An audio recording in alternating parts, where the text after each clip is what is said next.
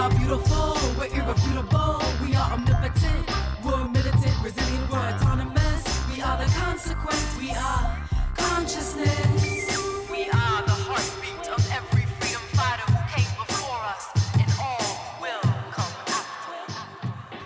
Feral, adjective, especially of an animal in a wild state after escape from captivity or domestication. Alcatraz, Arab Spring, 1 billion rising. Freedom schools, the Maroons, rebellion thriving. We've been rising since the dawn of creation. Sun in the blood of our veins, liberation runs from... Welcome to Feral Visions, a decolonial feminist podcast brought to you by Liberation Spring. I'm your host, Anjali Nathupadhyay. We begin with a content note or trigger warning.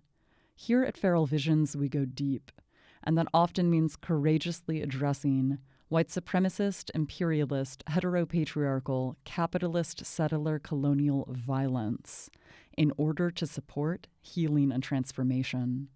Bypassing isn't an option. The only way is through. The time for denial is over, and today's a great day to keep it real.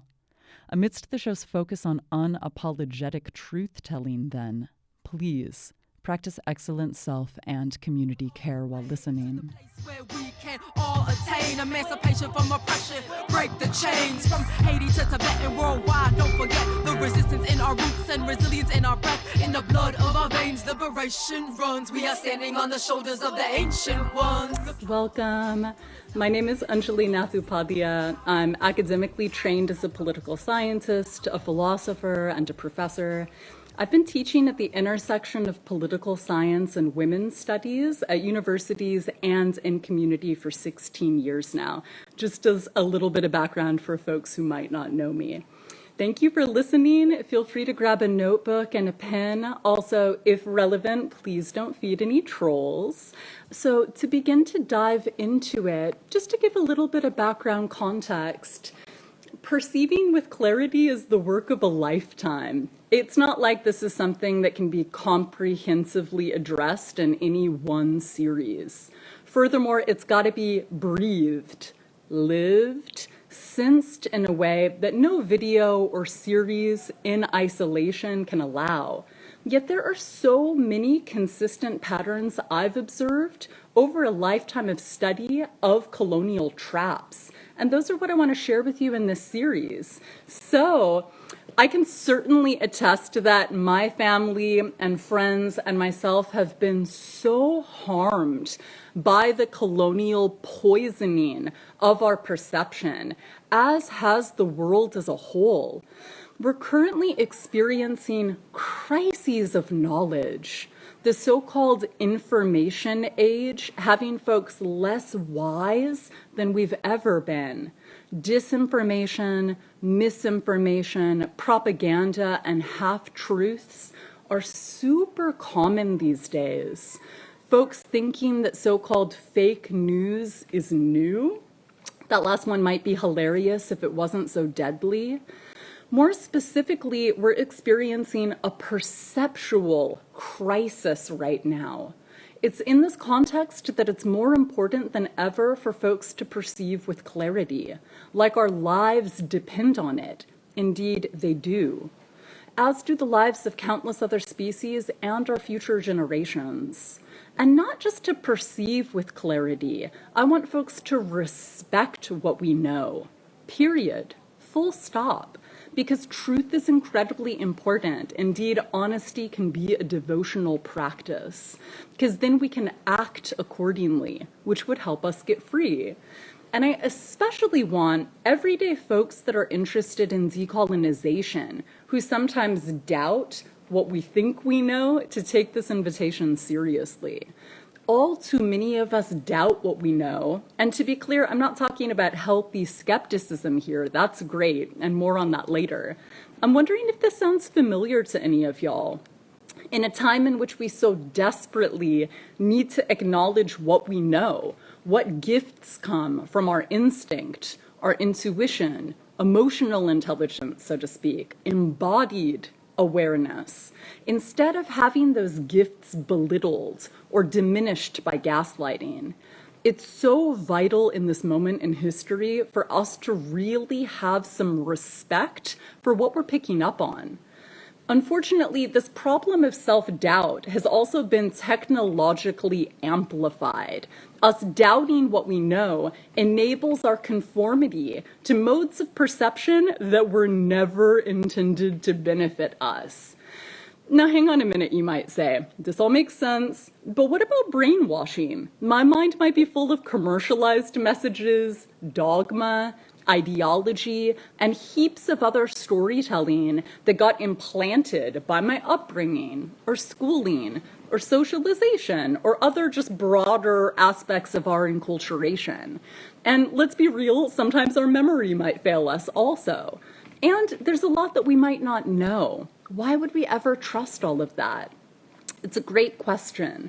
Most of our minds have been astoundingly colonized, and it's important to be humble in the face of the cleanup job that requires. We have massive decolonial exorcisms to engage in order to recalibrate our awareness if we're going to survive. Out with the Orwellian deception and in with the kind of consciousness raising that survival moving forward will invariably require. How did we get hustled out of trusting ourselves to begin with? To answer that question, we've got to venture into that realm of philosophy called epistemology.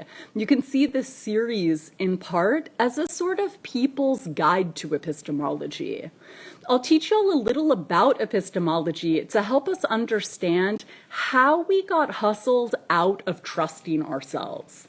I'll also share a few experiments, exercises, and activities to get us warmed up into these areas and back into the rhythm of trusting ourselves and what we know. Shedding that gaslighting and propaganda so we can sense into what'll help us get free. This is especially important because the colonization of our minds fuels white terrorism, colonialism, and other deadly systems of oppression. Of course, when the core curriculum in mainstream educational institutions is still embarrassingly whitewashed and inaccurate, millions of students will be miseducated in myriad ways. For example, to think that European civilizations are more impressive than they actually are or were, and that all of the rest of the planet's people are less impressive than we actually are. The disinformation via those kinds of curricular biases is far-reaching. This is some of what's at stake in the need to do this urgent task at hand. That task being pulling weeds and planting seeds, which is the paradigm many of y'all know we use in our pedagogy at Liberation Spring. So to back up and give a little bit of personal context, when we'd garden, when I was a kid, my mother taught me to pull weeds and plant seeds. I apply that ecological method to teaching. When we begin by unlearning or pulling weeds, we're less likely to perpetuate aspects of the oppressive status quo in our work and in our lives. Rather, we'll have increased capacity for our work to be liberatory when we've cleared the metaphorical soil of weeds that would otherwise rob our creative seeds of vital nourishment, water, sunlight, etc. We critically identify elements of our unjust socialization that are unintentionally expressed in transformative spaces or in our efforts to create solutions. Then we can uproot these poisons and make room for more medicinal interventions. That kind of strategic and intentional leveraging of our limited time, our limited energy and resources is absolutely of the essence in a moment of so many intersecting crises, whether it's socially, politically, economically, ecologically. Frankly, there's not a moment, a dollar, or an initiative to waste on false starts or on business as usual anymore. So that leads me to the question, how's your weed and seed identification? How about also sharing one idea related to how to engage this material before we dive right into this week's seed, that being critical media literacy? And it's got to do with me wanting to encourage y'all to talk with people about the material in this series that we're about to be diving into and what comes up for y'all around this. Why? One, because it's deep and dialogue can improve retention. It can also be useful in bringing folks along with you in your consciousness raising journey. That way you're not growing in isolation apart from your communities. You can encourage them to learn and unlearn alongside us. Figuring out how on earth to talk about these topics using a language that feels authentic can seriously benefit our comprehension of these ideas. I invite you to try it out. I know it can sometimes feel scary or edgy or intimidating. However, practice can, allow that process to become a little bit easier for us. So if it feels aligned, how about sharing some of what is coming up for you? Indeed, it can also be helpful in getting clear on what your responses are to this material also. I encourage you to jot down any ideas, questions, feelings, and responses that you may have as you're going through this series. You can see that archive as a gift to your future self so that you can look back on this one snapshot of your consciousness. How amazing! It's incredible what we're capable of, especially when we're open to learning, unlearning, and observing. So without further ado, how about we get into this week's seed, that of critical media literacy. I'd love to see in the chat how many of y'all are familiar with that term. Have any of you heard of that before? Just to give a little bit of background context, especially for folks for whom this might be new. So critical media literacy is one option among many that are really worth our considering here. And I'd like to put it in a little bit of context before we dive in. So just to begin to share, we've got the corporate media that we talked about, as a weed to pull on Wednesday. And if you ask me, critical media literacy is essentially for our loved ones who are still in the matrix, so to speak, or in Plato's cave, they're in the belly of the beast or the heart of Babylon. They haven't taken the red pill, so to speak, They might still be super explicitly swirling in illusions, in lies, in distortions, in disinformation campaigns, in psychological warfare, even more than the rest of us. Since they might not have even substantially named those as problems yet, then they definitely might not have necessarily substantially contended with what solutions might be warranted in the face of how horrifying that fuckery is. They might not have even had explicit boundaries for navigating any or much or most of that poison, So people often talk about literacy in the context of, say, mainstream literacy campaigns, like inviting people to learn how to read a book or a piece of literature. So critical media literacy is, applying that take on literacy, but in the realm of especially corporate media, I'd say even independent media. So instead of, say, just in a language arts class, perhaps in K through 12 education, being taught how to read, some book from centuries ago, but then not being taught how to be literate in all of the media that we're swirling in today. This practice that's called critical media literacy supports our thinking critically about, say, the corporate media. So being able to apply some substantial discernment when people are still consuming that mainstream poison. So I bring that in part because, critical media literacy is one skill set that we can build, but I want to invite us to situate it within a bigger picture where we've got other options also. So again, for our loved ones that are just kind of swirling in the illusions, this is a skill set that could be game changing to support them parsing out what on earth is going on amidst all those lies. However, we don't have to just be swirling in illusions, right? So we could talk about critical media literacy, but it's also important for me to name the importance of independent media, right? Media that's not just being paid for and curated by companies that are trying to make money. And then also, what's a third option? So one, we've got critical media literacy if folks are still just consuming poison, at least to learn to be literate about what the poison is they're consuming and how it's poison. But then two, right, getting out of the matrix, so to speak, a little bit, we could actually be consuming legit sources. And then the third option is, right, DIY, do it yourself, right, people actually being media makers themselves, which I know most people aren't necessarily going to do, but a lot of people do actually engage in. Whether that is called, right, one mainstream sort of search term is citizen journalism, right? So you can use that search term, right, if you want to get linked up to projects that do that kind of DIY work. I'm personally not into that language of citizenship. It's super exclusionary and nationalist, but you can understand where people might be coming from when they use that term. We could use other terms though.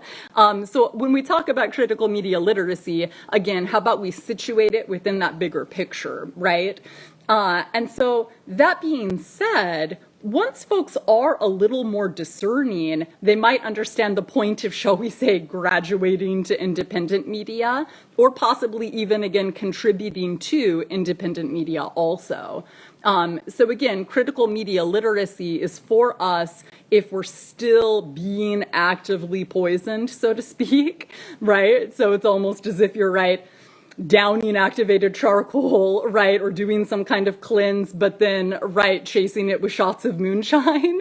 So it's still within a context of us being, right, sort of swept up in disinformation or corporate bias, but at minimum, it gives us some sort of defensive strategy to be able to discern within those super problematic spaces. And one, right, thing to consider as we're really taking seriously, right, what critical media literacy might help us think through is even the formatting, right, of corporate media. Are any of y'all familiar with this term of sound bites? I'd love to see if any of y'all have heard of that before. So for example, maybe on average, interviewers only being able to speak in, say, 7-second increments before they get interrupted. I bring that in here because that's not just some kind of, right, neutral structure by any stretch of the imagination, right? That's actually been analyzed very carefully by media scholars, and it's been determined to, in part, right, only really even make space to just confirm people's existing mainstream biases. And a huge shout out, right, to the early 1990s magnificently dated documentary Manufacturing Consent, right, based off of the book of the same title by Professor Noam Chomsky, for even as early as the early 1990s, really outlining some of the political and intellectual consequences of people just normalizing that soundbite mentality, right? So that's almost akin to, if any of y'all are familiar with, right, one of Lauryn Hill's lyrics on her Unplugged album, right, about so many people's philosophies being paper thin. It's almost as if you constructed a worldview based off of memes, right? It's like that's what's structurally enabled if there's not even space to be able to engage in depth, right, or a substantial conversation. And so something else for us to consider there is, right, a great deal of folks that have been supporting us being able to perceive with that kind of clarity. So on that front, I would like to actually share a few resources with y'all.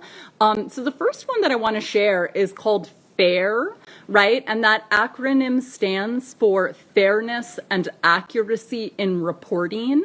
So if you haven't heard of it and you look at my screen here, you can see I just pulled up a screenshot of this award-winning organization.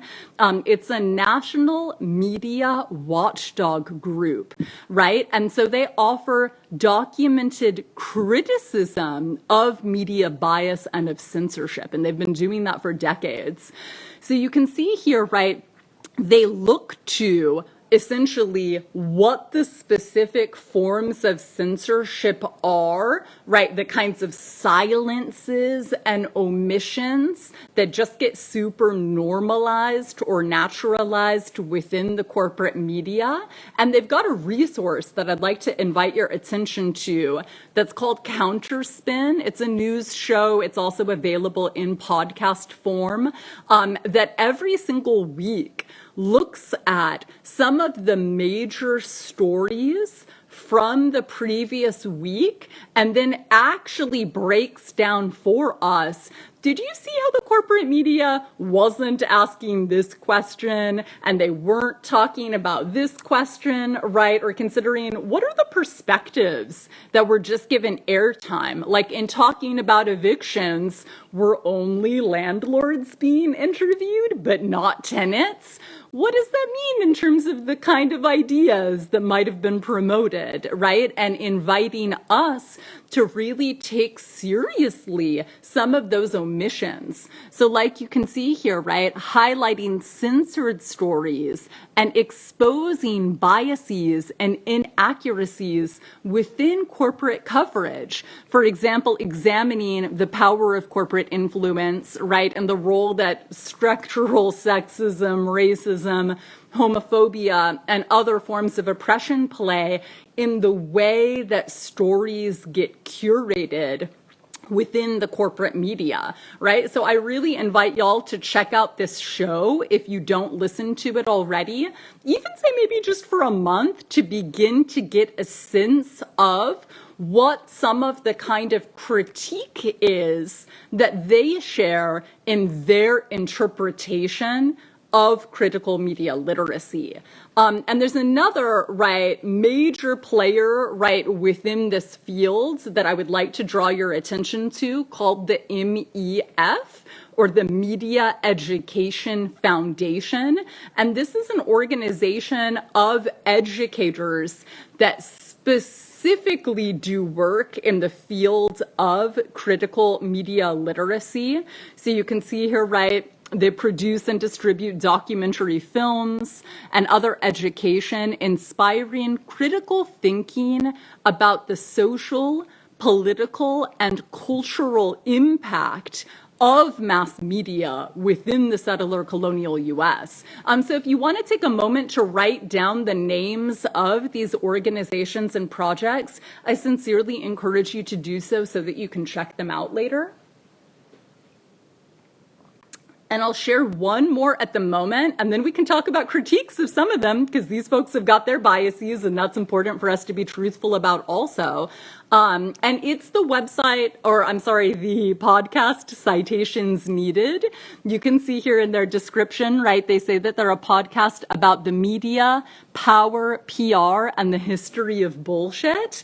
And so they also, on a weekly basis, right, as sort of community-based or independent media scholars, will not just share their own perspectives, right, or a different opinion, but they actually model for us that critical media literacy by breaking down what the biases are that millions of our loved ones are being subjected to if they're being exposed to corporate media.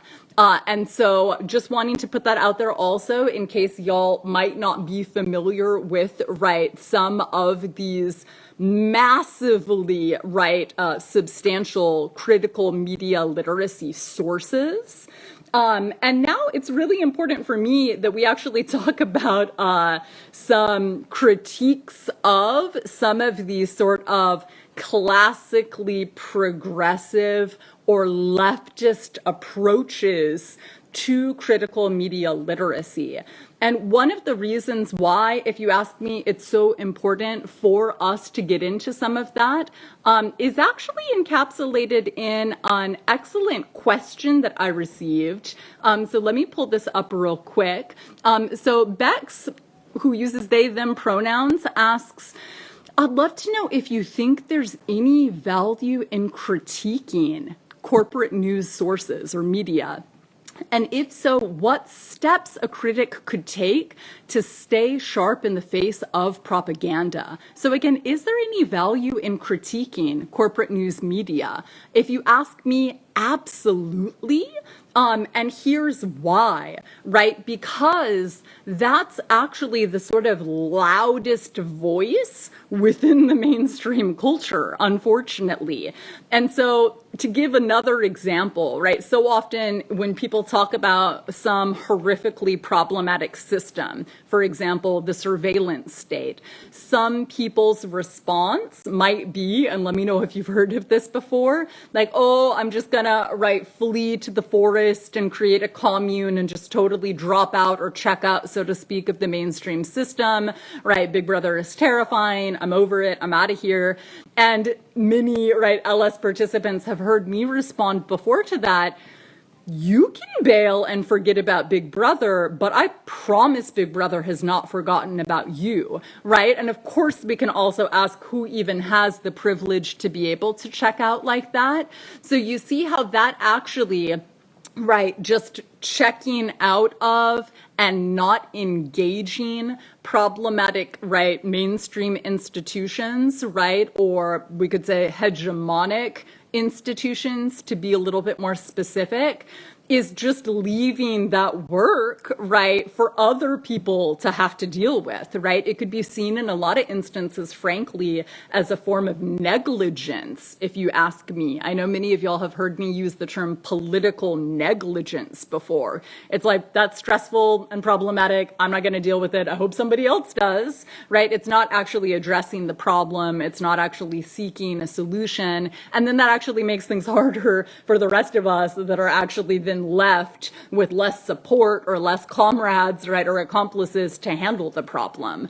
And so I bring that in here because I'll bet some of y'all might have noticed that many of our loved ones that have sufficient discernment to be horrified by the corporate media will just tune out. But the thing is, you know what that can enable? The kind of situation that we're in right now that is astoundingly dangerous, in part because millions of people have been substantially influenced by the kinds of lies, right, and biases, unapologetically fascistic quite often, that are perpetuated within the corporate media. And that's not actually meaningfully being refuted or contended with or engaged within so many of our communities. So again, to respond to Bex's first question, 100%, it's incredibly important, right, for folks to be dealing with the most, right, widely publicized lies within the broader, right, mainstream colonial culture. However, it is important for me to name that's not everybody's work to do. So it's not like all of us need to be doing all of that all of the time. So taking it back to what we were talking about earlier, there's definitely also something to be said for, right, some people just telling the truth, right? Or if you ask me, within, right, a more self-determined perspective or from a more autonomous position, telling our stories as is authentic to us, as opposed to just constantly having to respond to, right, or react to dominant lies. Because that is, right, as important as it is, it's also important to name that that is a reactionary position, or it is a sort of defensive position, consistently have to dealing with this sort of onslaught of lies and propaganda. So I really invite us to consider, right, critical media literacy and responding to those corporate lies within that bigger picture of it being vital work for some people to do some of the time, but not for all of us to do, and certainly not all of the time, because there are other important projects for us to be considering as well.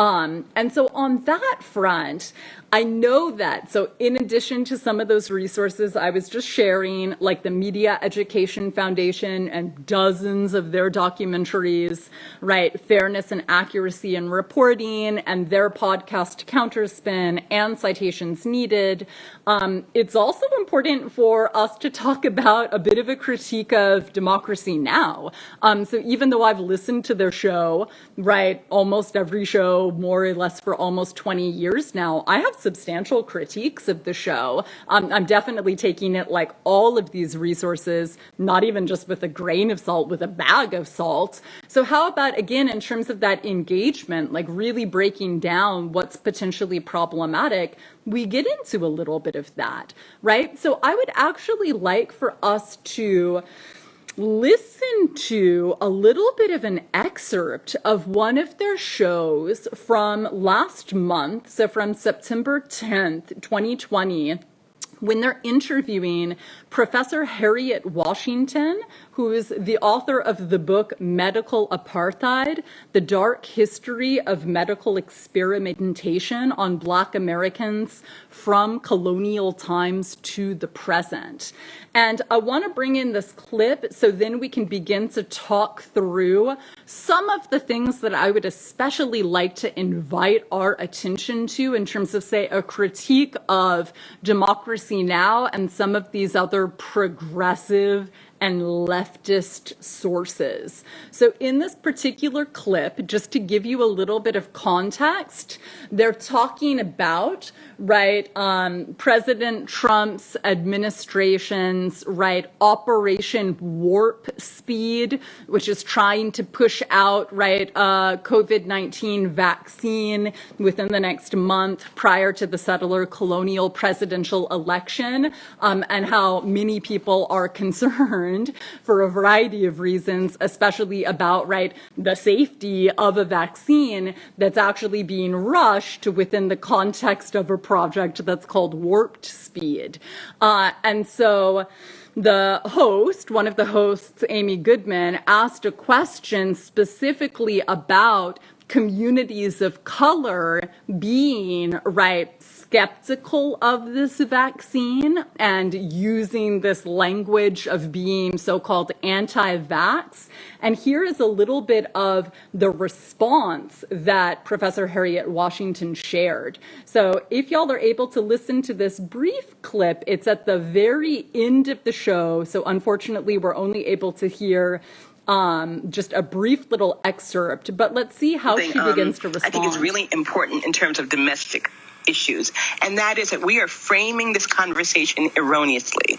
We're talking about the need to recruit more and more people of color. The figures given by Dr. Fauci, 27%, African Americans represent 13.3% of people in the country. So Fauci is suggesting that twice our representation should be in these vaccine trials. Why? Unfortunately, this is a subtle form of blaming the victim by hanging the success of vaccine design on African Americans and Hispanic people. We're imparting responsibility that is not fair, because in reality, their fear, their reticence to engage in vaccine design is not the problem. The problem is the untrustworthiness of the U.S. healthcare system. We have to address both things. We can't just talk about African American and Hispanic behavior and not talk about a healthcare system that is creating a situation where logical people have a rational fear. We have to leave it there. So hopefully y'all were able to hear that okay. There's a lot that really merits unpacking there. So again, and if you're not familiar with this, right, incredible award-winning research text that is called Medical Apartheid, I would like to sincerely encourage you to check that book out. One of the things that Professor Harriet Washington is revealing within this text is how within even say the history of medical school curricula in the US, there has been practically non-existent attention to the astounding, sexism, racism, and colonialism, let alone, my goddess, ableism, of the history of the medical profession within the settler colonial US. Exactly, Grace underscoring, So what was Professor Washington's response to, this liberal white woman, Amy Goodman, saying, oh, these people of color that are anti-vax, are they going to ruin our response to coronavirus, And this researcher and award-winning professor sharing, oh, were you talking about BIPOC that are logical people with a rational response, and were you just victim blaming with an erroneous framing of this entire issue by minimizing the reality that the healthcare system and the medical industrial complex within the settler colonial US is untrustworthy, particularly for BIPOC communities. So can we just pause and just kind of take in how substantial that intervention is, And it's not just in this one case related to how, say, liberals and progressives talk about the issue of vaccines in a way that's just pathetically racist and sexist and colonial, But this applies to so many other topics that we could get into related to more broadly the way that if a source, especially a leftist or a progressive source, is still steeped in the kind of, white supremacy that's the bedrock of liberalism. Liberalism is a form of racism, Newsflash, liberalism and conservatism are both colonial projects, They have always been, in the history of the settler colonial US, colonial projects. This is a nonpartisan critique, just like honesty is nonpartisan the last time I checked, So often you'll hear, these progressives hand-wringing and pearl-clutching about people, what is this tired phrase, quote, losing faith in our democratic institutions. And I would want to invite us to pause and to ask, what are the conditions of possibility that would make someone ever say something like that? And my take would be them being so oblivious or ignorant, say, to some of the history that Professor Washington was just dropping for us, that they think, one, that democracy is a thing in the settler colonial US, which has consistently been a form of propaganda, and to be continued around that later in the autumn. What an embarrassing misunderstanding on so many different counts, not just since the Citizens United Supreme Court case, since, genocide and the transatlantic slave trade. This is just basic, but also this notion of settler colonial institutions being trustworthy, How either privileged does someone have to be to actually believe that? Bringing this, I trust cops, I call them when I need help. That's literally the perspective, on institutions that's being perpetuated there.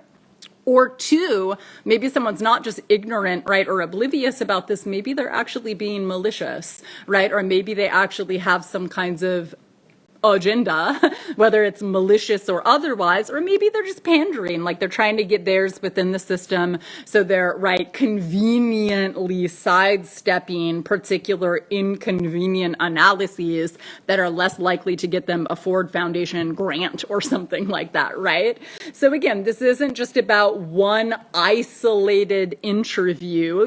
This is one of the reasons why I invite us to have not just a grain of salt, a bag of salt when we're listening to Democracy Now! Or any of these other very predictably, leftist or progressive sources. So again, just to name exactly some of what I was expressing there for us to be on the lookout for, Eurocentric biases, right? First and foremost, again, liberalism came out of the Western European so-called Enlightenment-based project that was the philosophical justification for colonialism.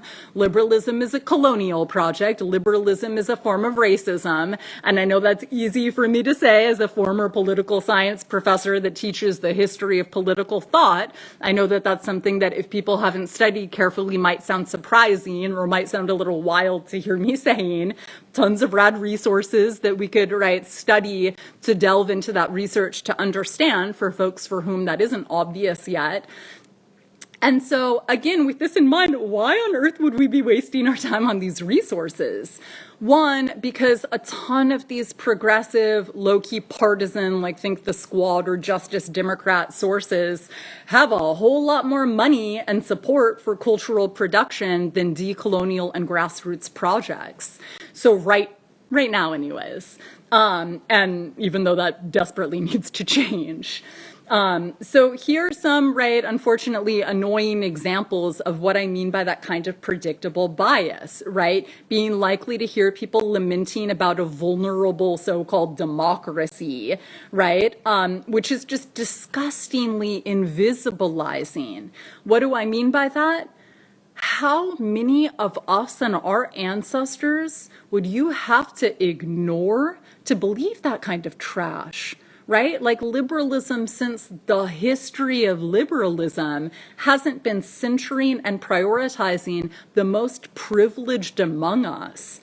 And interestingly, in that way, liberalism actually has a lot in common with libertarianism and their broader kind of privilege problem, if you ask me. So I know some of y'all might have heard clueless libertarians fearing a police state. And that's clearly demonstrating ignorance about the function that cops virtually always perform in poor BIPOC communities. Either they're ignorant or they don't care. Do you notice that through line? So both progressives and libertarians consistently ignore the needs and the demands of the most oppressed among us. Unless, of course, they're objectifying us in the service of their own agendas. Here you could think about tokenism or pandering, like only coming around and pretending to give two fucks during election season, for example, or a fundraising cycle, or generally when they want something from us. So more broadly, something that I would also invite us to consider around that would be actually getting into another fantastic question that was shared with us. So I'll just pull this up real quick.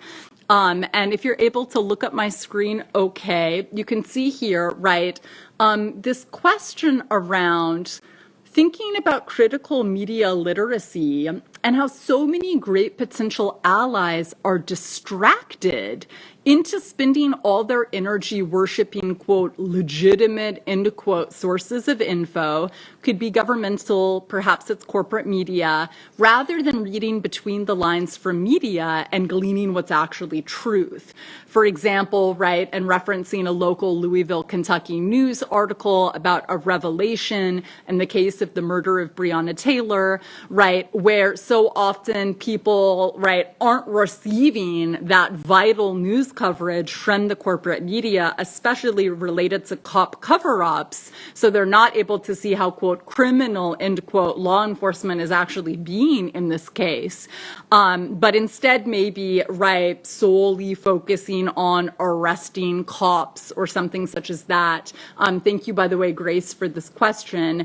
And so around that, one of the things I'd like to really invite us to seriously consider is also being discerning when it comes to, right, what it is that we're hearing from governmental sources, from, right, sources that are typically considered legitimate, quote, end quote, whether it's the CDC, right, the FDA, whatever mainstream institution it might be, And again, based off of what I just shared, that it's a complete mythology, certainly for oppressed peoples, such as for BIPOC communities, to think that those institutions have ever served our needs. So then if we understand that, what then is our responsibility when it comes to being multi-directional in our discernment? And I would also like to really invite us to consider that this is also quite relevant when it comes to connecting with loved ones that might be pretty politically apathetic or checked out of the mainstream system, in part because they see how grossly popular partisanship is, where so often, again, people will just see politics almost like a form of spectator sports, right, where they've picked a team and it's pretty unapologetically bad faith. Like, they'll critique things that the other team is doing. Again, liberals versus conservatives, or vice versa, the Democrats versus Republicans, or vice versa. And we could even see this in part, right, with some of the coverage of Tuesday's first, right, presidential debate within the settler colonial U.S. That's so predictably, right, liberals only critiqued what Trump did, right, conservatives only critiqued what Biden did. And for so many of us that do actually have a commitment to integrity or to truthfulness or to honesty, that side taking is a complete and utter turnoff. There's nothing attractive about people having those kinds of, right, forms of tunnel vision where they're not even pretending to hold their own side accountable, so to speak. A lot of people have more integrity than that and care about honesty more than that. So they're really going to be turned off if they see people pointing fingers in that kind of way that doesn't make space for them to be holding themselves accountable. I also want to share that this is especially relevant for those of us that do work in the realm of transformative justice, or potentially even restorative justice also. So I don't know if any of y'all are familiar with this framework of community accountability, but within, right, community accountability processes, you don't only hold other people accountable. Ethics and integrity are relevant across the board, multidirectionally. And so I would like to really invite our attention in that direction here also. And I would also just want to share that another thing to consider here is the risk that coincides with doing real investigative journalism, right, as opposed to just the kind of pandering, right, to authority figures that's so mainstream within the corporate media. So I know that some of y'all might be aware that yesterday, October 3rd, 2020, was the 2-year anniversary of the journalist Jamal Khashoggi being murdered. And so it's important for me to bring that in, let alone also the case of, right, the persistence attacks on Edward Snowden as well that are being, right, amplified in this moment, for us to really talk about the consequences for people that are really speaking truth about power, not to power, right?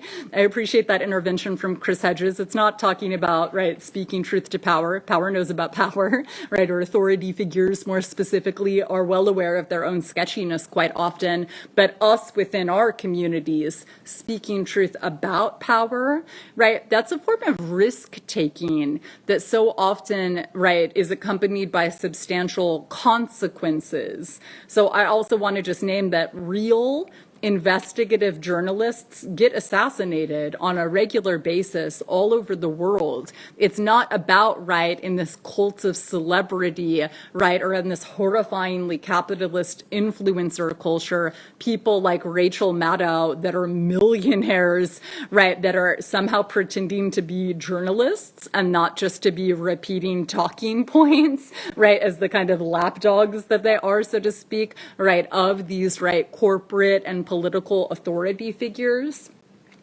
And I bring this up also because I don't know about y'all, but I definitely hear people quite often, right, that are kind of checked out or politically apathetic or negligent, potentially saying things like these blanket generalizations. For example, like, oh, the media is corrupt. The news is full of liars. It's all a system. And that's actually inaccurate, because you see how, what does that kind of generalization do? It actually invisibilizes people in that field with integrity, and it actually invisibilizes their work. Like, what was Jamal Khashoggi saying about the Saudi Arabian regime that got him assassinated, right? It would be, right, invisibilizing his legacy and that of so many others, whether it's whistleblowers like Edward Snowden or otherwise, to just completely throw out any interest, right, in attempting to find legitimate sources or in actual engagement.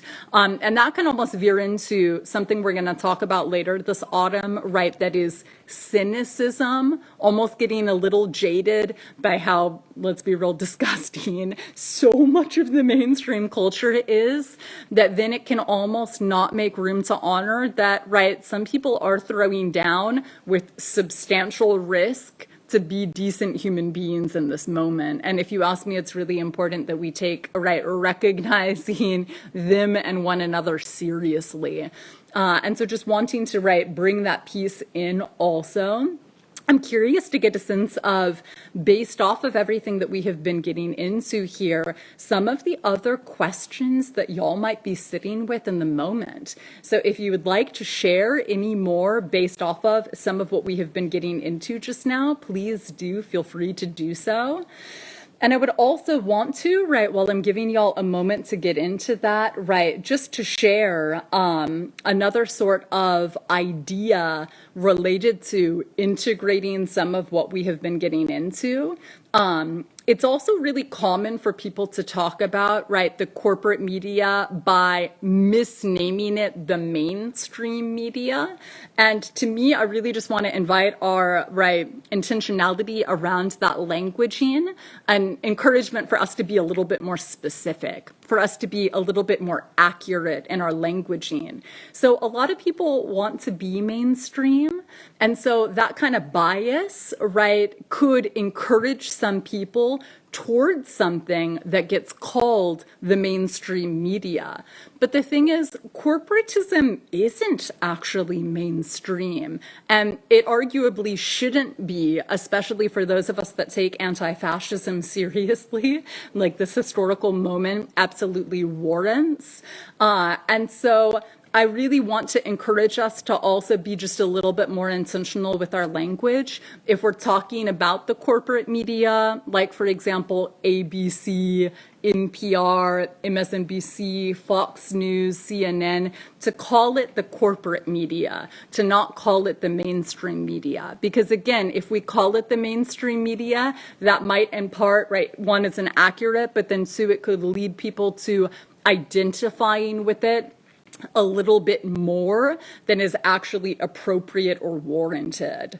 And I also just want to give a huge shout out, right, to so many media studies scholars that have shared so much of the analysis that I'm rehashing in this short period for y'all today. So hopefully if you're able to check out, for example, some of the documentaries that are put out by the MEF, the Media Education Foundation, you'll get connected with a whole lot of those scholars and media activists.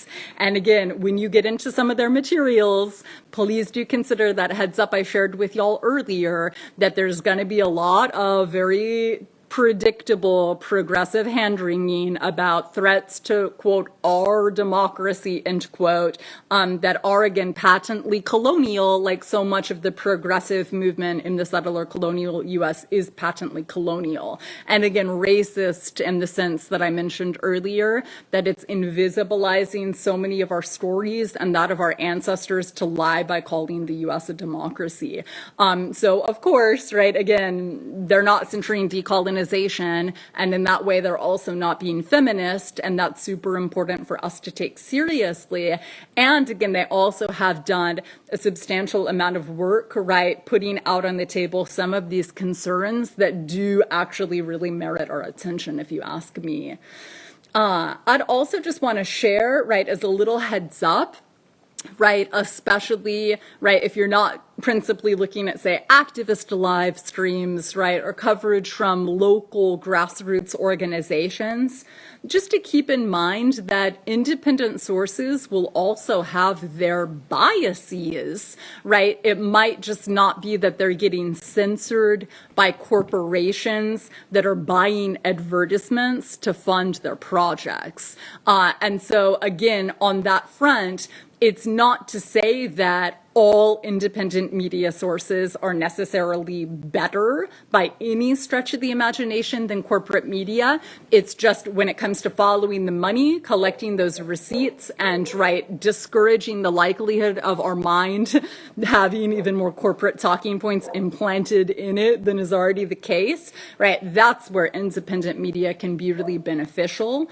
But still, I mean, we could look to, for instance, there are, right, some well-known folks, whether it's like Brian Rose of London Real, that's allegedly independent financially, but he has got, right, folks like these sort of anti-Semitic, right, talking heads like David Icke, right, and other people on his show. So it's important for me to, right, bring in an example like that to show some evidence that independent sources can still be sketchy.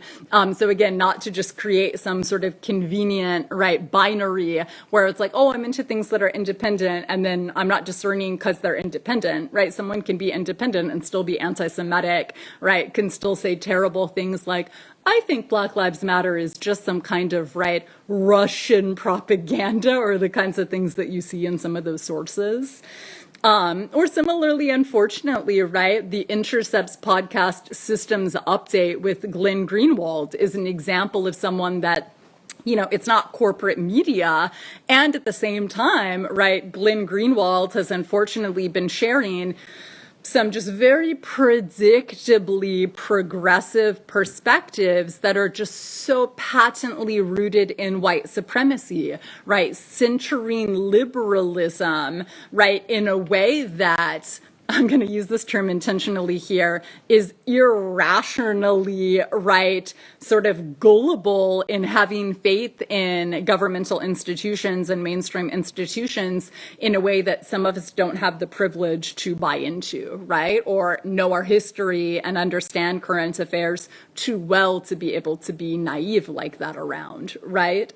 And so, as we're beginning to wrap up, I would just want to share a few sort of closing ideas. As we are finishing up this video right now, I encourage you to pause for at least a moment, especially instead of immediately continuing to scroll after watching. This is important so that you can have the space to integrate what we just got into together. You might have heard my words and found them sensible, but what does that mean for you in your life then? If you understood some of what I just shared and want to take it seriously, does that mean that anything might need to change, that you have influence over, for example?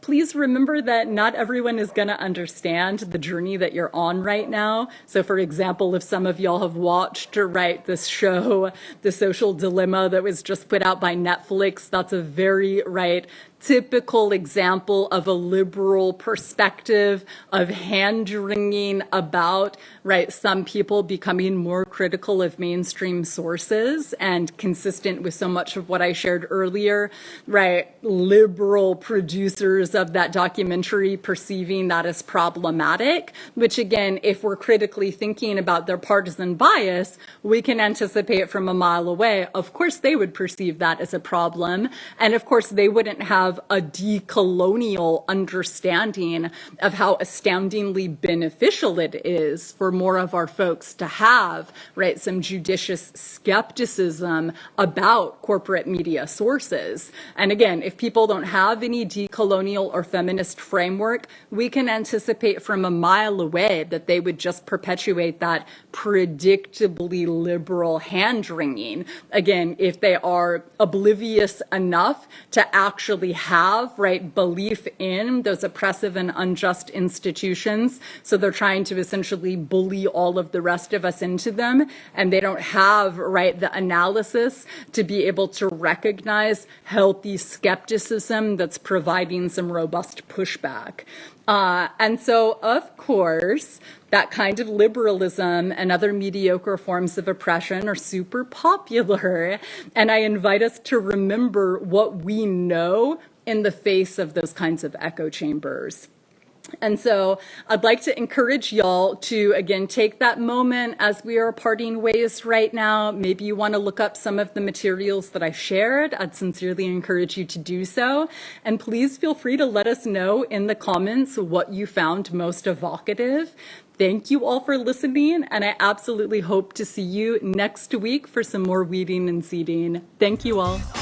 Freedom is ours. That's it for today's episode of Feral Visions, a decolonial feminist podcast brought to you by Liberation Spring. I've been your host, Anjali Nathupadia, and I thank you for listening. I'm also curious to know what this dialogue evoked for you. I invite you to post your reflections and questions in the comments section below to continue our collective journey of unlearning, remembering, and imagining. If you want to share feedback, such as segment ideas or potential guests you'd like to hear on the show, email liberationspring@gmail.com. And don't forget to follow Feral Visions on SoundCloud or iTunes, where you can find our show archive. If you'd like more information on this show's topic or to donate to the project, check out liberationspring.com. Thanks to Catherine Petru and Nicole Gervasio of our technical production team, and Climbing Poetry for our theme song. Be sure to tune in for next week's episode. And, in the meantime, let's make our ancestors proud. The power of the people is louder than the evil, deceitful and coward. People in power, all power to the people. It's the hour of the peaceful. Freedom is ours, yeah. Freedom is ours.